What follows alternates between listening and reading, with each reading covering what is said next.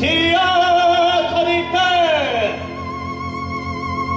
théâtre de l'horreur et de l'étrange. Ici, juste derrière ce rideau, dans quelques instants, vous allez découvrir la tête du philosophe Sophoclès encore vivante,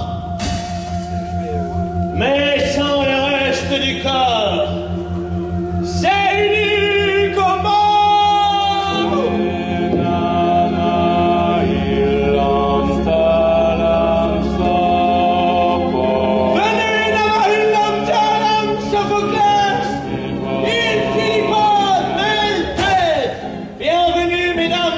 Dans le royaume des cauchemars, Sophoclès, le philosophe qui manie sa langue comme personne, ici, juste derrière ce rideau. Alors approchez, mesdames et messieurs, n'allez pas trop loin ici, venez vous asseoir au milieu. Car dans quelques instants, Sophoclès, l'homme tête de l'univers du bord du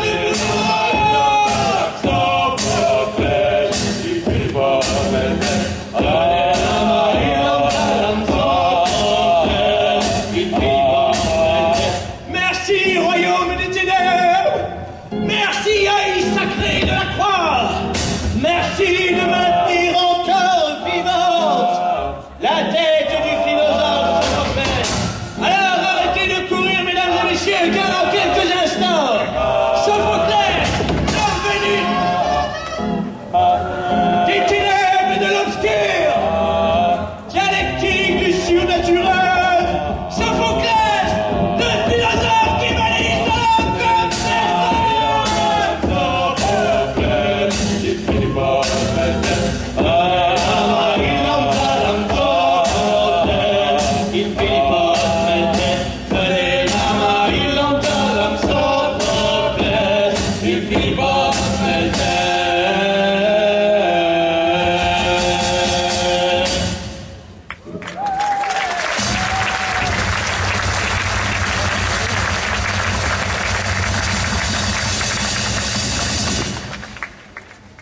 mais avant de vous présenter la tête du philosophe Sophoclès, nous, les frères Grimox, avons un cadeau pour vous, car nous allons vous conter la terrible histoire qui a mené sa tête encore vivante jusqu'ici.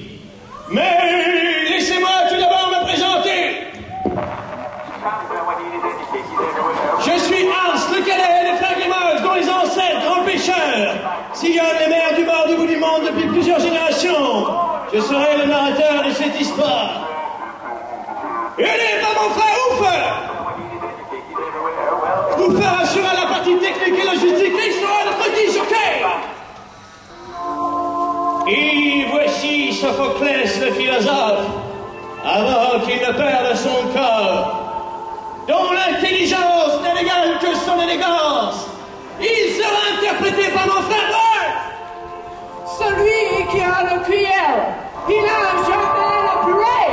Mais celui qui a le purée, il n'a jamais le cuillère. Mais, dans cette histoire, vous tremblerez, car il y a un terrible roi, le roi Lépide, cruel et sanguinaire, bête assoiffée de sang. Il sera interprété par mon plus jeune frère, Cruz.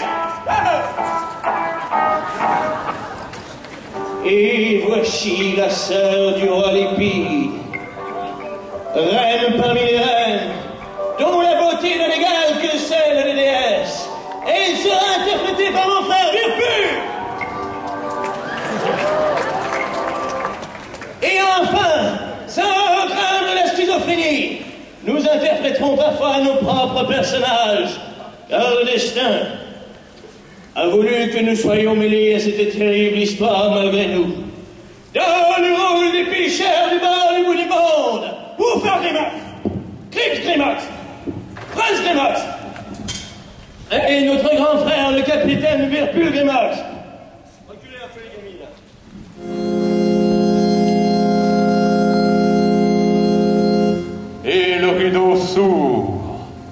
sur la forêt terrible de l'Avropos.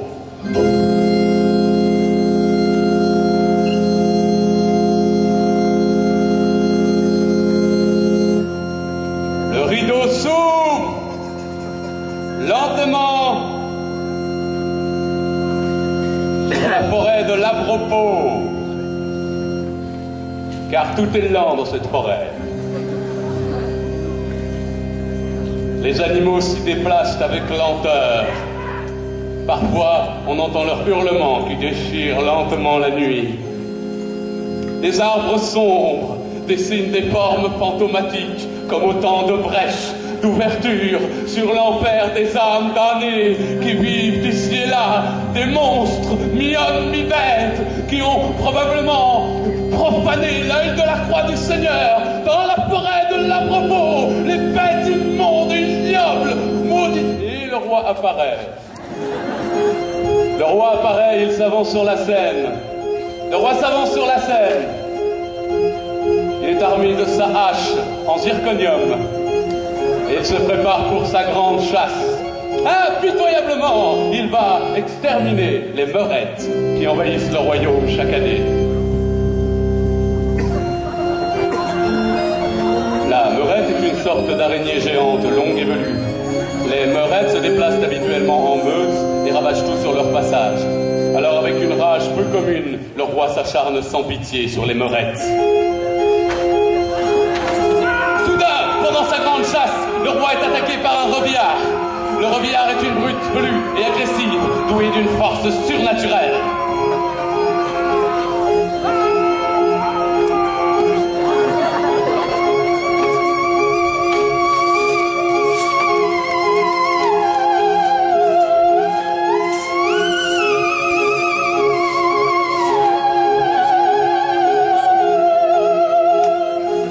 De derrière un arbre sombre surgit le terrible Loroux, les yeux globuleux de cette bête.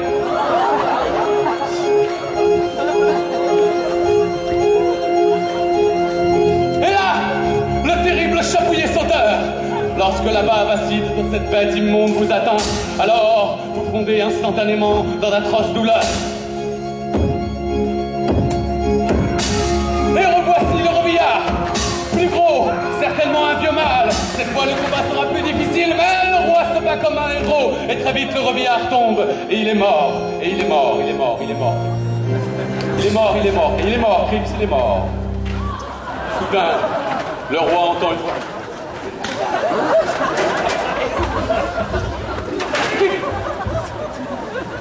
Alors, soudain, le roi Crips. Soudain, le roi entend une voix mystérieuse. C'est celle non Crips. Christian! Le roi entend une voix mystérieuse, c'est celle du glamin sacré, porteur de mauvaises nouvelles, comme tous les glamins. Je suis le glamin sacré. Regarde-moi, roi Lépide. Regarde-moi, je suis derrière toi. Lépide, derrière toi, retourne-toi. Encore, voilà, je suis là. Je suis le glamin sacré. J'ai un message pour toi, tu dois rentrer au royaume, car ta sœur, la splendide princesse Lépidon, à 4 bras, a commis l'irréparable avec ton ami Sophoclès. Tu dois rentrer au royaume, Lépide. Rentre vite, rentre vite, rentre vite. Alors, troublé par cette révélation, le roi rentre chez lui. Redonnons maintenant le contrôle de votre appareil de télévision jusqu'à la prochaine émission de... L'action